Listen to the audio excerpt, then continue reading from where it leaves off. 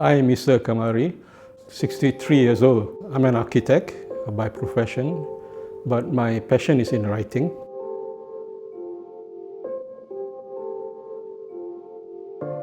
I couldn't possibly survive economically with just being a writer. I mean, how much can you earn by being a writer?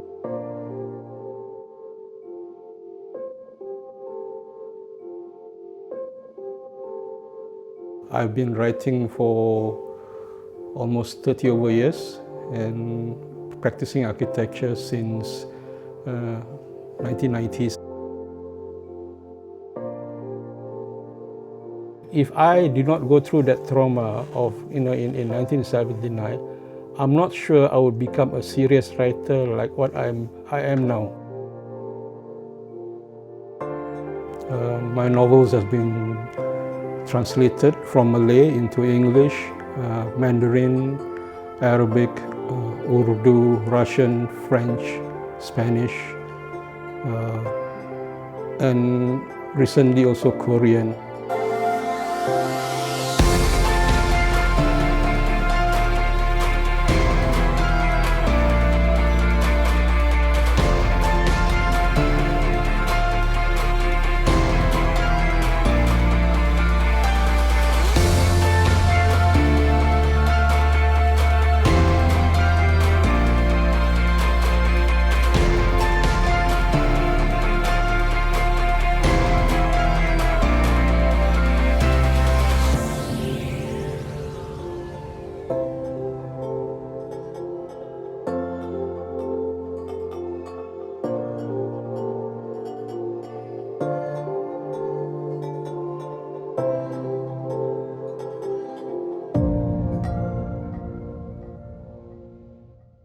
I've worked with the Housing Development Board as an architect, move on to a private company for about 2 years. Then I moved on to Suntec City Development before I joined LTA in 1995. And since then, I've been working with the LTA till now. My duty is basically in terms of management of design of the MRT and LRT stations in Singapore. Plus bus interchanges and other commuter facilities.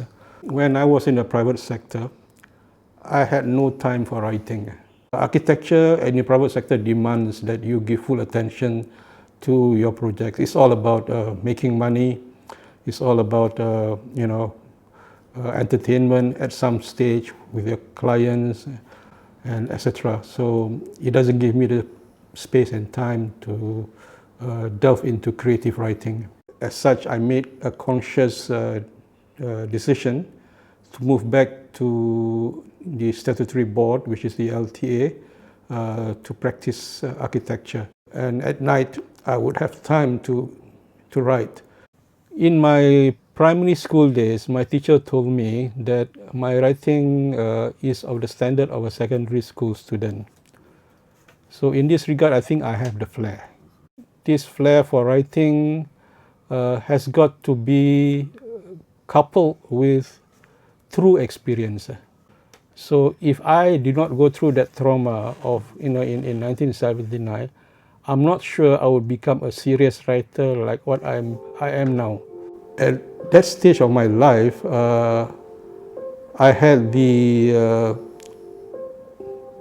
opportunity to experience interrogation. It totally shifted my perspective of life. It changed me as a person, and my seriousness about writing comes about of me wanting to resolve the dissonance that happened to me.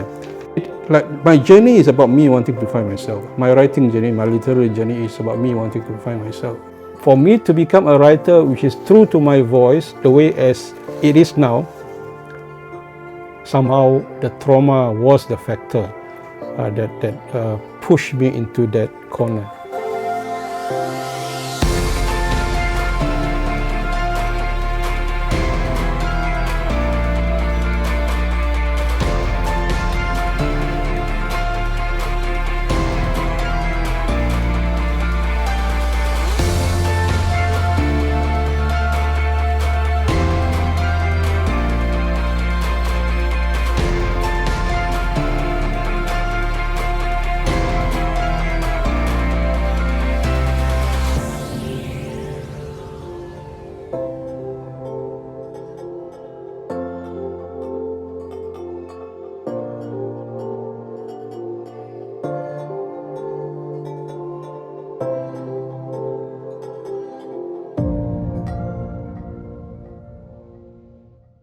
As a writer, I began writing poetry when I was in my teens.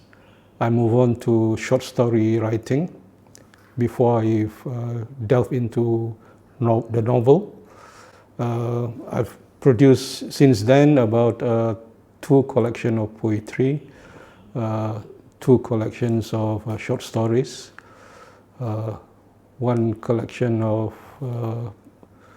drama, theatre scripts, and about 11 novels so far.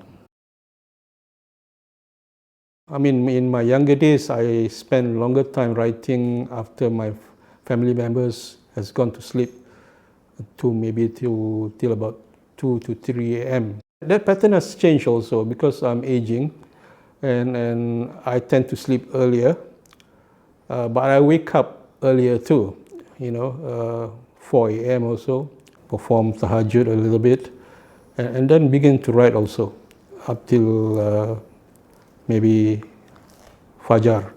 Have naps in the afternoon, kind of power nap, a short nap to get myself revitalized after that.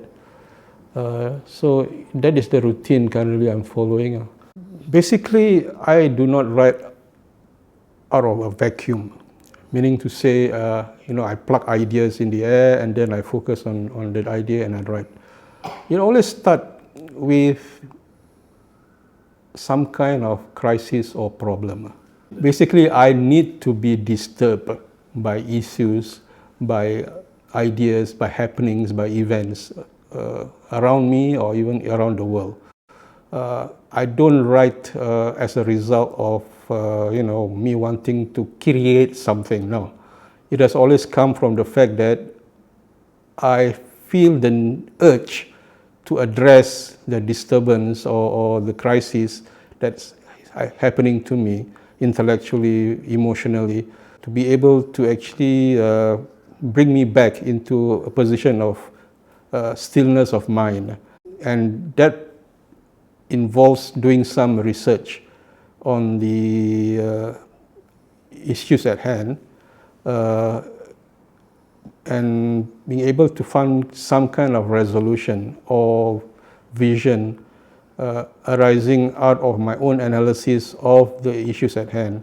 So in that regard, my writing is authentic to myself.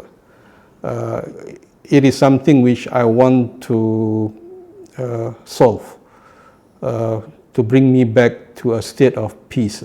That is the impetus of my writing. So if you want me to write, you disturb me. That's what it means.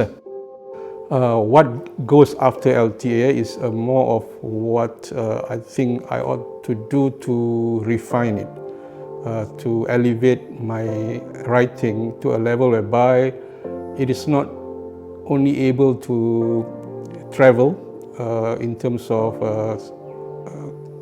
reaching audience beyond Singapore, but actually to leave an impact internationally. That I think I've not been able to achieve fully.